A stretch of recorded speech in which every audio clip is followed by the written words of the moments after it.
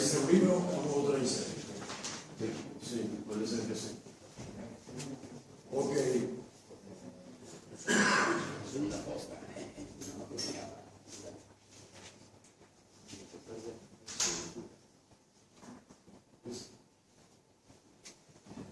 Muy bien, tenemos poco tiempo, vamos a ver, gracias por esta presentación. El libro es este, me parece que está llegaron el otro día, salió, se imprimió, ahora mismo salió el viernes. Es un libro que viene de lejos y soy contento y lo voy a presentar en este congreso, regresando después de 20 años acá a Las Palmas. Estuve la última vez para el congreso de EGA del 94, me parece. Viajeros de arquitectura en Italia, bueno, una parte se empieza con Brunelleschi y se va a terminar con Charles Garnier. Tenía que poner un punto, si no nunca se había acabado ese trabajo, como hemos visto en esos días, empezando por la ponencia de José Antonio Franco Taboada. Muchas cosas se ya se han dicho. Es un trabajo que sale de lejos, de mi personal afición con los relatos de viajes y con mi trabajo de profesor de expresión gráfica. Hace 20 años, poco más de 20 años, he fundado una colección editorial que se llamaba y se llama, se sigue imprimiendo, Ritratti de ciudades, ritratti di città. Y yo mismo, que fui el fundador y el director, he publicado por esta colección la traducción de las ciudades italianas de Benito Pérez Galdós. Después, ya son 15 años, he traducido y prolongado también el viaje, una parte del viaje a Italia de Fernández Decoratino, en la parte que tiene que ver con Nápoles. Entre tanto, había llegado a la Universidad de Salerno y una parte de nuestra investigación de mi equipo fue sobre esta cosa, con seminarios, proyectos de investigaciones, encuentros. El primer resultado concreto fue en el 2005, me parece, este libro, donde están ensayos de compañeros españoles también, Juan Baez, Carlos Montes y otros, el diseño de viaggiatori. Y yo tengo el prólogo que curaron esa cura de Salvatore Barba, el profesor Barba, que está aquí, de Bárbara Messina. Voy a pasar rápidamente, he pensado mucho, una parte del libro. Son 15 capítulos, se imprime en la colección científica del Ateneo de Salerno. Ahora yo soy el director de la sección de estudios de ingeniería, antes era otro compañero, en coedizione con la librería universitaria de Padua. Es una cosa que ahora se usa. 15 capítulos, se decía. Es como una pequeña enciclopedia, son 372 páginas. Los primeros dos son de carácter general, ya se ha dicho mucho, viajes y reportajes de viajes de los arquitectos viajeros. Paso rápidamente, no es la temporada estudiada, la Brunelleschi y Garnier, sino en muchas cosas. Me gusta en particular subrayar esos dibujos de Gaspar de Fiore, de un viaje a Grecia, eso de Juan Baez. Hay problemática, voy rápidamente porque muchas cosas ya se han visto, la problemática general del viaje a Italia. Claro, Palladio, Francisco de Holanda, el portugués, son problemas que se conocen. Coste. El segundo capítulo también es de Fiore acá. Este dibujo es de un joven argentino que se exhibió esta mañana, que está allá, Lucas Olivero, en diálogo con Javier. Y esos son de alumnos de Frank Ching, los últimos hechos en octubre en Matera, porque el asunto fundamental del libro es este. Arquitectura se estudia, si se puede estudiar, muchos piensan que no se puede estudiar, viajando y dibujando. Siempre se estudió viajando y dibujando. Y no solo viajando y dibujando arquitectura, las puntas de Barcelona de Le Corbusier Alto, personas, sino muchas cosas más. El segundo capítulo empieza la historia todavía no de Italia, sino los pioneros en general del viaje de formación. Mateo Páez y el viaje en Tierra Santa, la planta de Jerusalén. Claro, Villar de Onecourt, ya hemos visto cosas de Onecourt. Y Francisco Petrarca. Ángela decía ayer muy bien, Francisco Petrarca es el primero que no solo descubre el paisaje.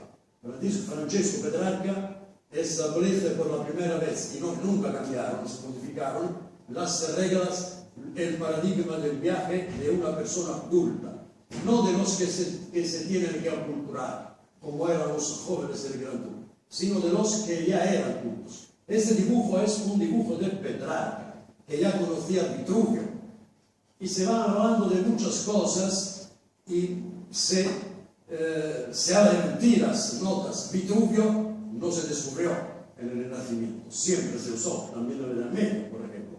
Bueno, ahora empieza la epopeya en Italia verdadera, con los primeros dibujos que la tradición quiere ser de Brunelleschi para medir las antigüedades romanas, no para no cambiar, como se ha dicho esta mañana de Palladio. Palladio era el que más cambiaba, interpretaba, reconstruía, y no solo él, todos. San Gallo, uno de las familias de San Gallo. A la izquierda el Partenón, el primer dibujo del Partenón, no es un arquitecto, Chirico Antonio. Ya se vio ayer, creo que fue José Antonio Franco de Aguada, de Dürer, el segundo más importante de todos en el viaje de estudio, y no solo de arquitectura. El paisaje, la autonomía de la ciudad, Dürer fue fundamental. Francesco di Giorgio Martini, varios. San Gallo el joven, Palladio. Se pasa a otra estación, otra temporada, estamos en el 16, cuando, contrariamente a lo que todo el mundo piensa que fueron los franceses que empezaron el viaje de estudio a Italia, se va a demostrar que fueron los ibéricos. Concretamente, Francisco de Orianda, portugués, el taccuino del viaje a Italia de Francisco de Orianda está en el Escorial. La Dom Sauer, Castelnuovo de Nápoles, Castel Sant'Elmo de Nápoles, que se acababa de construir, y los españoles, que empezaron bien prima de los franceses. Diego Sagredo, Medida del Romano, La Cubierta, el primer tratado de arquitectura renacentista no italiana. Diego Sagredo, Juan Battista Villalpando, obra fundamental. Después vienen los franceses. Los ingleses, John Schultz, el primero que habló en Inglaterra de arquitectura y el primer tratado de arquitectura. El 16, el 17, Inigo Jones. Me gustan mucho esos dibujos donde están apuntes literarios también, notas para estudiar. Esta es una hoja de un libro de Palladio que pertenecía a Inigo Jones, y son apuntes suyos donde estudió. También Jones, rápidamente. Un señor que estudió mucho, Carlos Montes, Henry Wotton, el que hizo la segunda publicación inglesa de elementos de arquitectura, muy importante. Ancora, otros españoles, Caramuel, el primer y único verdadero tratado de arquitectura barroca, el mejor tratado de arquitectura barroca. Tuvo otras personas, por ejemplo Andrea Ricci, otro español que estaba en Italia, que estudió la profesora Valenti, que estaba acá en sus días, no sé si todavía está.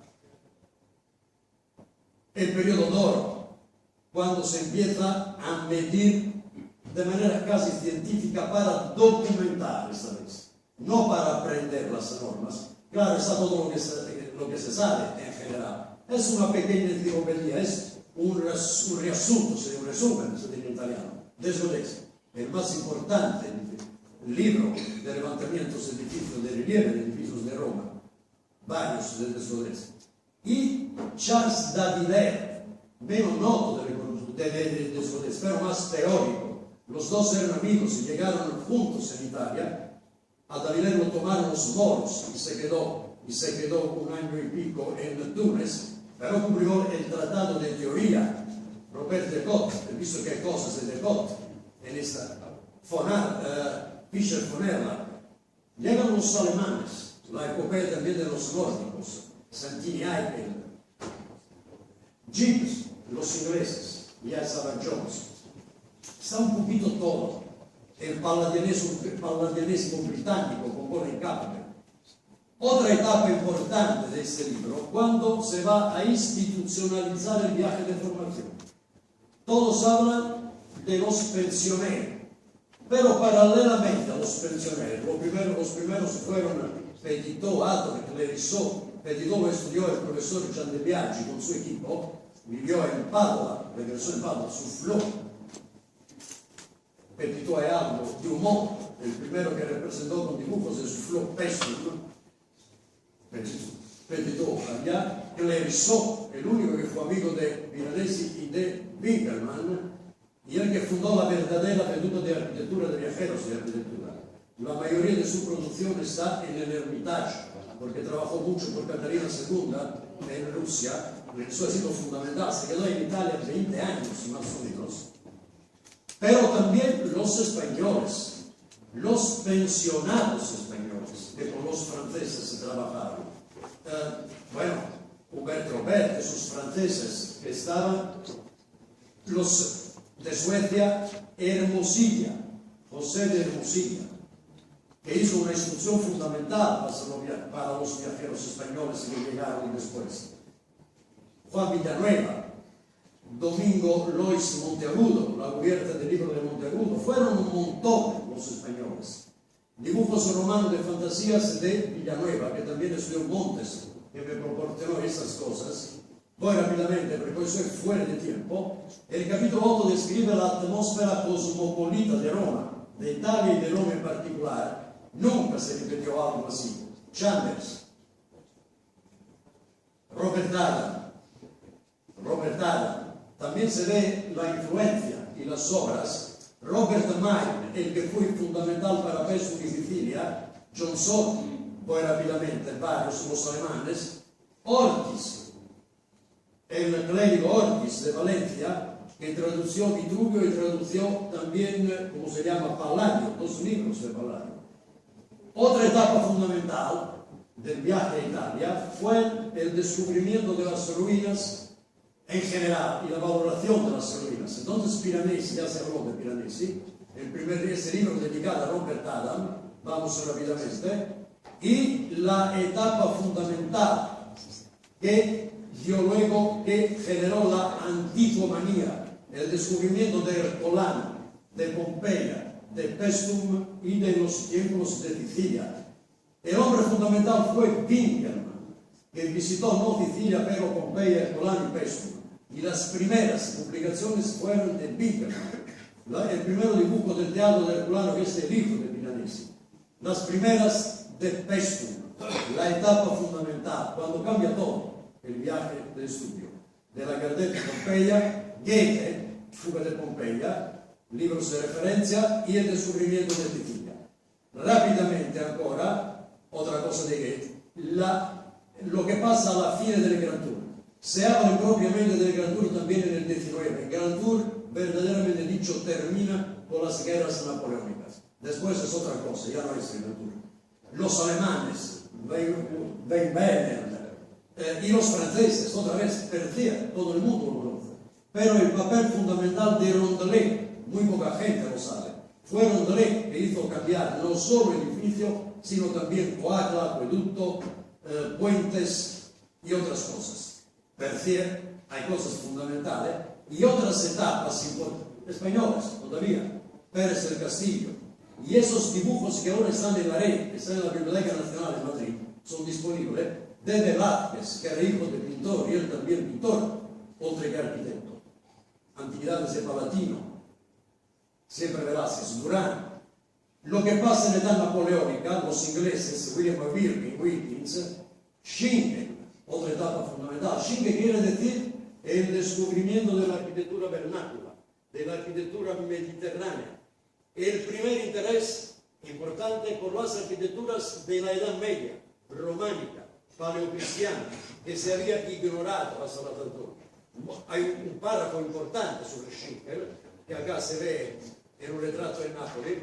Von Klenz, siempre franceses que están en todo el mundo, vamos a acabar todo, y Pompeya, siempre, después de Waterloo, cuando cambia otra vez el viaje, bueno, no cambia, se suman otras cosas, son los teóricos, los críticos, Hughes, no solo los arquitectos que querían aprender algo.